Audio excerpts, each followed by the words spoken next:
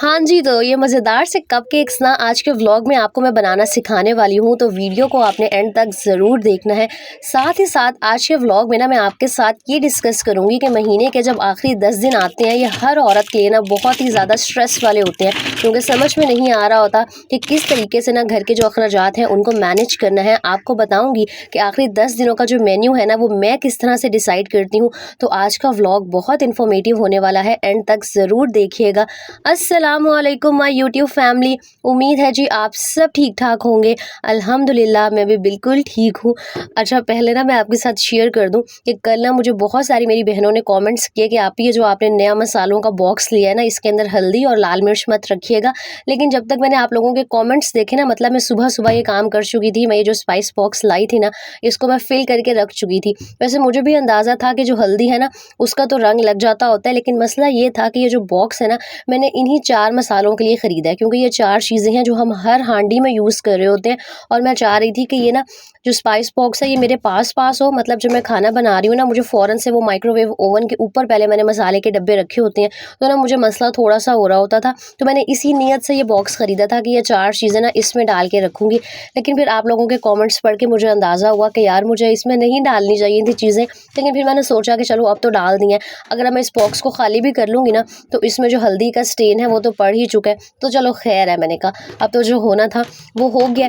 खैर यहाँ पर जो सुबह-सुबह का टाइम है और मैं नाश्ता बना रही थी, और आज का व्लॉग का जो थंबनेल है उसको देख के आपको अंदाज़ा हो ही गया होगा कि मैं आपके साथ शेयर करने वाली हूँ कि महीने के जब आखिरी 10 दिन आते हैं ना, मेरी सारी बहनें मेरे साथ एग्री करेंगी कि स्पेशली मेरी वो बहनें जिनके घर में एक फ़िक्स सैलरी आती है, जो महीने के शुरू के 15-20 दिन होते हैं वो तो बड़े पुरसुकून तरीके से खींच-तान के जैसे मर्ज़ी करके अल्लाह ताला का शुक्र अदा करके गुज़र जाते हैं। लेकिन आखिरी का जो हफ़्ता है ना उसको गुज़ारना बहुत मुश्किल हो जाता है, क्योंकि पैसे बिल्कुल ही ख़त्म हुए हुए होते हैं। समझ में नहीं आ रहा होता कि इंसान जो घर के एक्सपेंसेस हैं, अखराजात हैं, उनको किस तरह से मैनेज करे, क्योंकि जो खाना है ना वो तो इंसान ने हर हाल में खाना होता है। 3 टाइम पेट भरने के लिए लाज़मी घर में कुछ ना कुछ बनाना होता है। चलो नाश्ते की तो स्पेसिफिक सी 2 से 3 चीज़ें होती हैं जो हम सब मिडिल क्लास लोगों के घरों में ना बन जाती होती हैं।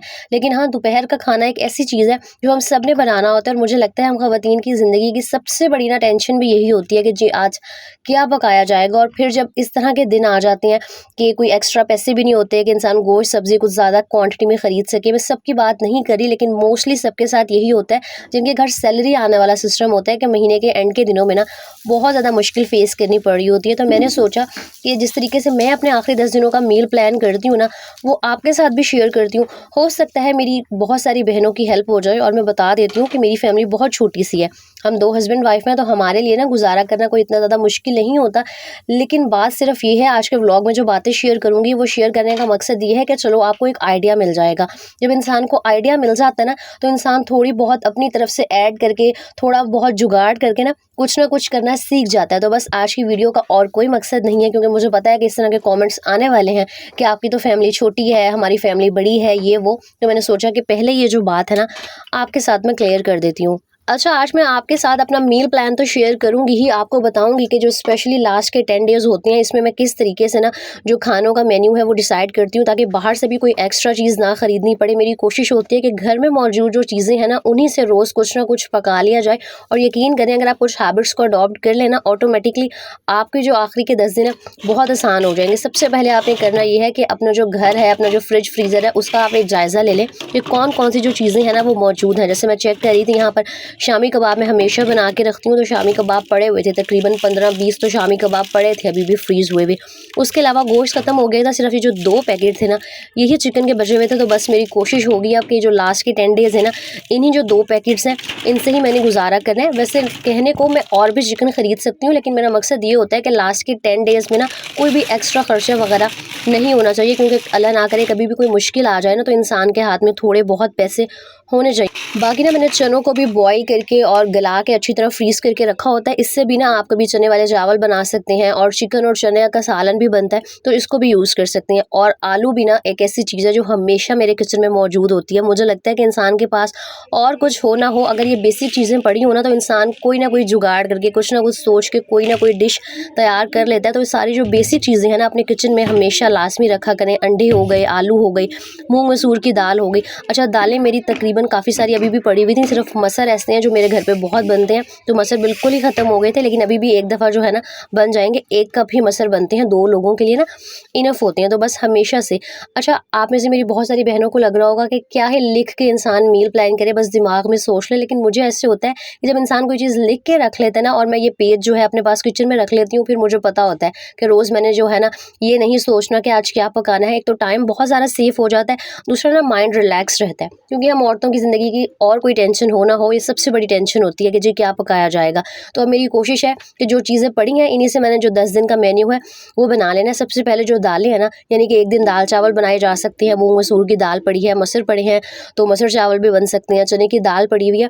अच्छा, मैं ना ढाबा स्टाइल चने की एक दाल बनाती हूँ, बड़ी आसान सी उसकी रेसिपी है और इतनी मज़े की लगती है ना खाली चने की दाल बनी हुई। तो वो रेसिपी भी ना मैं आपके साथ ज़रूर शेयर करूँगी। तो आपने भी ये करना है कि सबसे पहले चेक कर लेना है कि कौन कौन सी जो चीज़ें हैं ना आपके किचन में मौजूद हैं, और बस उसके बाद आपने सबसे सलाह मशवरा करके, अगर आप जॉइंट फैमिली में रहती हैं तो जाहिर सी बात है सबसे पूछना पड़ेगा, आपने एक लिस्ट बना लेनी है। और यकीन करें आपके जो 10 दिन है ना बड़े पुरसुकून तरीके से जो है गुजर जाएंगे, और आपको कोई भी जो टेंशन है ना और जो स्ट्रेस है वो नहीं होगी। तो आप यहाँ चेक कर लें कि एक दिन मैंने डिसाइड कर लिया था मूंग मसूर की दाल और चावल बन जाएंगे, मसर चावल बन जाएंगे, चने की दाल जिसकी मैंने अभी बात की है, चिकन के 2 पैकेट पड़े हैं ना, तो एक दिन मैं आलू चिकन बना लूँगी और दूसरे दिन ना चावलों में या बिरयानी में उस चिकन को यूज़ कर लूँगी। मेरी ना कोशिश होती है कि जो लास्ट का हफ्ता है ना बाहर से जितनी कम चीज़ें आनी हो वो आएँ, क्योंकि इंसान ज़ाहिर सी बात है जब भी बाहर से कुछ लेके आता है पैसे लग रहे होते हैं।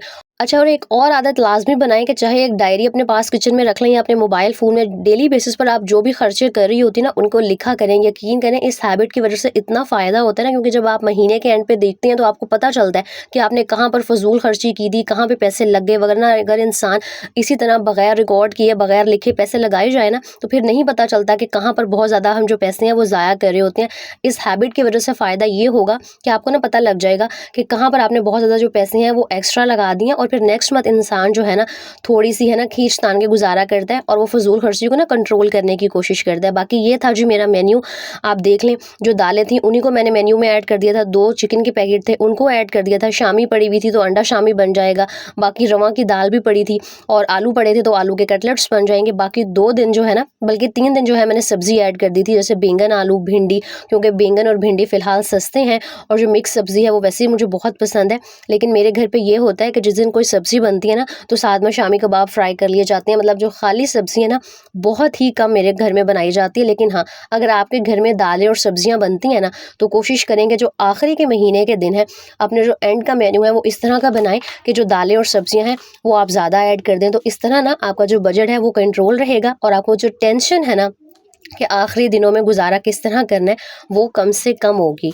बाकी मैं पहले भी ये बात आपके साथ काफ़ी दफ़ा शेयर कर चुकी हूँ कि चाहे आपके घर में ज़्यादा चीज़ आती है या कम चीज़ आती है, जो भी चीज़ आती है ना उसको बहुत अच्छे तरीके से ऑर्गेनाइज़ करके फिर रखा करें, क्योंकि आप सबको ही पता है कि आजकल जो टमाटर हैं वो कितने महंगे हुए हैं। तो जब भी थोड़ी सी भी सब्ज़ी आए ना उसको अच्छे से वॉश करके और जिस भी तरीके से आपने स्टोर करना है स्टोर करें, ताकि जो चीज़ आई है वो जितनी देर फ्रिज में पड़ी हुई है ना एटलीस्ट ख़राब ना हो। अगर आप टमाटर या हरी मिर्चों को ऐसे ही फ्रिज की बास्केट होती है जो वेजिटेबल वाली उसमें रख के छोड़ देंगे ना, यकीन करें दूसरे दिन जो आपकी हरी मिर्चें हैं वो बिल्कुल ऐसे बासी होना स्टार्ट हो जाएंगी, मुरझा जाएंगी, और टमाटर तो वैसे ही बहुत जल्दी ख़राब हो जाते हैं। तो इन छोटी छोटी आदतों को लाजमी अपनी रूटीन में शामिल करें ताकि जो आपका बजट है वो मैनेज रहे। और बजट तभी मैनेज रहता है जब इंसान हर चीज़ को समझदारी से लेके चलता है, प्रॉपर तरीके से हर चीज़ को स्टोर कर रहा होता है। क्योंकि घर चलाने का मतलब सिर्फ ये तो नहीं होता ना कि एक औरत जो है वो घर की सफाई सुथराई कर ले, झाड़ू पोछा कर ले। हर चीज़ को ना स्पेशली जो किचन है उसको बहुत अच्छे तरीके से देखभाल के फिर चलना पड़ता है। और यहाँ पर ना आज मैं मिक्स सब्ज़ी बना रही थी तो बस मैं उसी की तैयारी कर रही थी।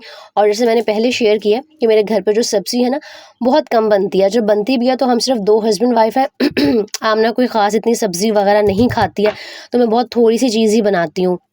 अच्छा, इतनी थोड़ी सी मैंने सब्ज़ी मंगवाई थी, लेकिन फिर भी इसमें से ना जो मेथी और मटर थे वो बच गए थे, तो मैंने ना इनको प्रॉपर तरीके से ये जो मेरे पास एक वेजिटेबल्स को स्टोर करने वाला बॉक्स है इसमें डाल के रख लिया था कि चलो दोबारा से जब मैं मिक्स सब्ज़ी बनाऊंगी तो उसमें ये यूज़ हो जाएंगे। ये अक्सर ना रात के टाइम जब चावल बनते हैं तो मिक्स सब्ज़ी का जो पुलाव है, स्पेशली अब मौसम थोड़ा सा चेंज हो रहा है ना, सर्दियों में मिक्स सब्ज़ी वाला पुलाव बहुत अच्छा लगता है, तो उसमें यूज़ हो जाएगा। इस तरह ना अगर इंसान एक स्पेशली औरत थोड़ी सी समझदारी दिखा ले तो घर बड़ी आसानी से मैनेज हो जाते हैं। और ये चेक करिए, मैंने आमना के लिए घर पर बगैर विपिंग क्रीम के ये जो कपकेक्स है ना बनाए हैं। मतलब अगर आपको पता होगा थोड़ा सा बेकिंग के बारे में, तो केक्स वगैरह में, कपकेक्स वगैरह में विपिंग क्रीम यूज़ होती है, लेकिन मेरे पास सिंपल जो क्रीम होती है ना, जो हम हांडी में यूज़ करते हैं, वो अवेलेबल थी, उससे मैंने ये बनाए थे। अगर आप कहेंगे तो उसका भी प्रॉपर मेथड मैं नेक्स्ट टाइम शेयर करूँगी। फिलहाल मैं आपको बताती हूँ कि कपकेक्स की ना जो रेसिपी है, जो एग्जैक्ट मेजरमेंट्स थी, वो मैंने क्या ली थी। अच्छा, जो सारी क्वांटिटी मैं आपको बता रही हूँ ना, इस क्वांटिटी से आप 6 कपकेक्स बड़ी आसानी से बना लेंगे। अगर आपके पास मेजरिंग कप्स हैं तो आपने जिसके ऊपर लिखा होता है ना 1.5, आधा कप आपने जो मैदा है वो ले लेना है। इसको अच्छे से आपने छान लेना है, फिर ऐड करना है। और मेरे पास कोई भी वो जो फैंसी टूल्स होते हैं ना बेकिंग के, वो नहीं है। मैं हमेशा ये जो ग्राइंडर वाला जग होता है ना, इसी के अंदर केक का जो सामान हो गया या जो भी चीज़ मैंने बेक करनी हो, इसी में मैं ग्राइंड कर लेती हूँ। अच्छा, आधा कप मैदे में आपने आधा कप ही जो चीनी है ना वो ऐड कर देनी है। मैं कैस्टर शुगर यूज़ नहीं कर रही, क्योंकि जब हम हर चीज़ को ब्लेंड करेंगे ना, तो जो चीनी है उसका ऑटोमेटिकली पाउडर बन जाएगा।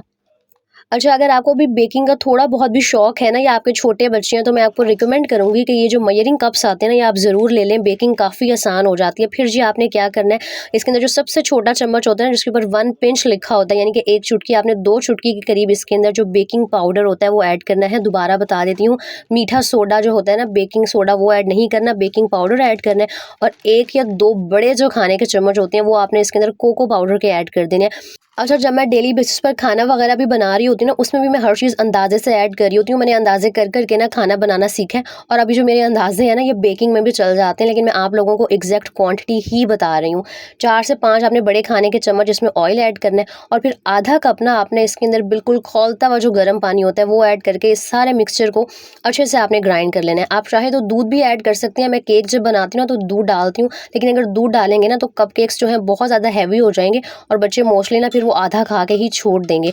अच्छा, एक ये जो आदत है ना, कोशिश किया करें कि बच्चों को बाहर के स्नैक्स देने की बजाय घर पे कुछ ना कुछ बना के दें। बाहर से जो चीज़ आती है, ज़ाहिर सी बात है वो महंगी भी होती है, और हमें नहीं पता वो किस तरह से बनाई गई होती है। तो कोशिश करें कि अगर आपके बच्चे हैं, 2 से 3 भी हैं ना, तो डिफरेंट यूट्यूब पर वीडियोस देखती रहा करें, क्योंकि बच्चों को डिफरेंट डिफरेंट चीज़ें खा के ना मज़ा आ रहा होता है, और घर पे होता है स्नैक्स, वो बनाएं। यकीन करें आपके पैसे भी बचेंगे, और जो आपके बच्चे हैं ना, वो बीमार भी कम होंगे, क्योंकि बच्चे मोस्टली बाहर की जो जंक फूड होती है ना, वही खा के बहुत ज़्यादा बीमार पड़ रहे होते हैं। और जाहिर सी बात है, साथ साथ आपने सफाई का ख्याल भी रखना है। मेरा जो ग्राइंडर है उसके ऊपर ये थोड़ा सा मिक्सचर गिर गया था, तो मैंने फ़ौरन से पहले उसको साफ़ किया, फिर मैंने जो आगे का काम था ना वो किया था। अच्छा, बस इसको आपने अच्छे से ग्राइंड करके ना, इस तरह के जो कपकेक्स वाला मोल्ड होता है, इसके अंदर आपने ये बटर पेपर बड़ी आसानी से कहीं से भी आपको कपकेक्स वाला जो बटर पेपर है ना मिल जाएगा। ये भी मैंने केके मार्ट से ख़रीदा था। बाकी आपको किसी भी डिपार्टमेंटल स्टोर से ये जो पेपर्स है ना 100 के या 110 रुपए के मिल जाते हैं। ये लाजमी आपने रखनी है, वरना आपके जो कपकेक्स है ना वो ठीक से बनेंगे नहीं। और बस कपकेक्स रखने के बाद जो सारा बैटर है आपने इसके अंदर ऐड कर देना है। अच्छा, आपने जो कपकेक्स है ना, इनको 3/4 यानी कि 3/4 फिल करना है। पूरा ऊपर तक अगर फिल करेंगे ना, तो जब ये बेक हो जाएंगे तो सारा जो मिक्सचर मटेरियल है बाहर निकल आएगा। आपने बस ध्यान रखना है कि आपने 3/4 जो है इसको फिल कर लेना है। और सिंपल, कोई आपको बेकिंग ओवन की ज़रूरत नहीं है। आपने जो पतीला होता है ना, कोई भी चीज़ जो होती है आपके घर में जिसके अंदर आप खाना बना रहे होते हैं, चावल बना रहे होते हैं, उसको आपने 10 मिनट पहले ही चूल्हे पे ना गर्म होने के लिए रख देना है, और बस इसको ना हम पतीले के अंदर ही बड़ी आसानी से बेक कर लेंगे। अच्छा, अगर आप मेरे पुराने सब्सक्राइबर हैं ना, तो आपको पता होगा कि मैं पहले जब भी केक या कपकेक्स बनाती हूँ ना, तो मैं उसके ऊपर वो क्रीम वगैरह की जो व्हिपिंग क्रीम है वो मैं यूज़ नहीं करती। लेकिन अब आमना को होता है कि जी क्रीम भी होनी चाहिए। हर बच्चे को यही हो रहा होता है ना कि क्रीम वाली चीज़ होनी चाहिए, और बच्चे जब भी बाहर की कोई इस तरह की क्रीम वाली चीज़ खाते हैं ना, गला ख़राब हो जाता है, चाहे आप जितनी मर्ज़ी अच्छी जगह से ख़रीद लें। तो मैंने सोचा कल कि मेरे पास वो दूसरी जो हम सालन में क्रीम यूज़ करते हैं ना, उमंग की हो गई, डेयरी क्रीम, कोई भी मिल्क प्लेक की, वो यूज़ करके ना मैंने सोचा मैं फ्रॉस्टिंग करने की कोशिश करती हूँ, और जो मैंने तजुर्बा किया था वो कामयाब हो गया। मसला ये था कि मैंने ना इस तजुर्बे को रिकॉर्ड नहीं किया। मैं आपको ना नेक्स्ट व्लॉग में जब दोबारा ये कपकेक्स बनाऊंगी, तो इसकी जो फ्रॉस्टिंग मैंने किस तरह से की थी सिंपल क्रीम से, वो डिटेल्ड तरीका ज़रूर शेयर करूँगी। फ़िलहाल बता देती हूँ कि वो जो डेयरी क्रीम होती है ना, जो भी एक पैक होता है, उसको आपने तकरीबन 2 से 3 घंटे अच्छे से फ्रीज़र में रख के जमा देना, यानी कि वो बिल्कुल लिक्विड फॉर्म में नहीं होनी चाहिए। फिर उसको अच्छे से बीट करना है, और जब आप बीट करेंगे ना, उसके अंदर आपने पाउडर जो शुगर होती है उसको मिक्स कर लेना है। तो आप बड़ी आसानी से उस सिंपल क्रीम से भी इस तरह जो कपकेक्स है ना, उनको थोड़ा बहुत डेकोरेट कर सकते हैं। मुझे पता है कि कोई प्रोफेशनल तरीके से और बहुत परफेक्ट तरीके से मैंने कपकेक्स को जो है डेकोरेट नहीं किया, लेकिन बच्चों को खुश करने के लिए ना ये तरीका भी काफ़ी था, और क्रीम का टेस्ट भी ना पाउडर शुगर ऐड करने की वजह से बहुत ही मज़े का हो गया था। बस एक बात का आपने ध्यान रखना है कि जब कपकेक्स आपके बहुत अच्छे से ठंडे हो जाएंगे ना, इसके ऊपर आपने जो क्रीम है वो फिर लगानी है, वरना ज़ाहिर सी बात है ये विपिंग क्रीम तो नहीं है, दूसरी सिंपल क्रीम है। तो ये आपकी जो क्रीम है ना, अगर बहुत गरम-गरम कपकेक्स पे आप लगा देंगे तो ये सारे जो है मेल्ट हो जाएगी। अच्छा, अगर आप किसी अच्छी बड़ी बेकरी से कपकेक्स खरीदो ना, तो चॉकलेट कपकेक 250 या 300 रुपए का आजकल आ रहा होता है, क्योंकि आमना अक्सर पहले लेके आती है ना, इसलिए मुझे आइडिया है। तो इस तरह ना आप घर पे बिल्कुल साफ़ सुथरे और बहुत ही कम पैसों में अपने बच्चों को ना चीज़ें बना के दे सकते हैं। हाँ, थोड़ी सी इंसान को मेहनत तो करनी पड़ती है, ज़ाहिर-सी बात है कि मेहनत होगी तभी कोई चीज़ बनती है, लेकिन इंसान अपने बच्चों की सेहत के लिए इतना तो कर सकते हैं, और सेहत के साथ-साथ आपके जो पैसे हैं ना, वो भी सेफ़ हो जाएँगे। इसीलिए कोशिश किया करें कि बाहर से जंक फूड बच्चों को खिलाने की बजाय, महँगे-महँगे स्नैक्स खरीदने की बजाय घर पर चीज़ें बनाएँ, बच्चे भी खुश हो जाएँगे और आपका जो बजट है ना, वो भी मैनेज रहेगा। तो मुझे उम्मीद है आज के व्लॉग में जो भी टिप्स, जो भी बातें और जो भी मैंने अपना मेन्यू आपके साथ शेयर किया है ना, वो कहीं न कहीं आपके लिए हेल्पफुल ज़रूर रहेगा। वीडियो को लाइक कीजिएगा, चैनल को सब्सक्राइब करना मत भूलिएगा। इस वीडियो को अपने फ्रेंड्स एंड फैमिली के साथ शेयर कीजिएगा। अपना बहुत सारा ख़्याल रखें। अल्लाह हाफ़िज़।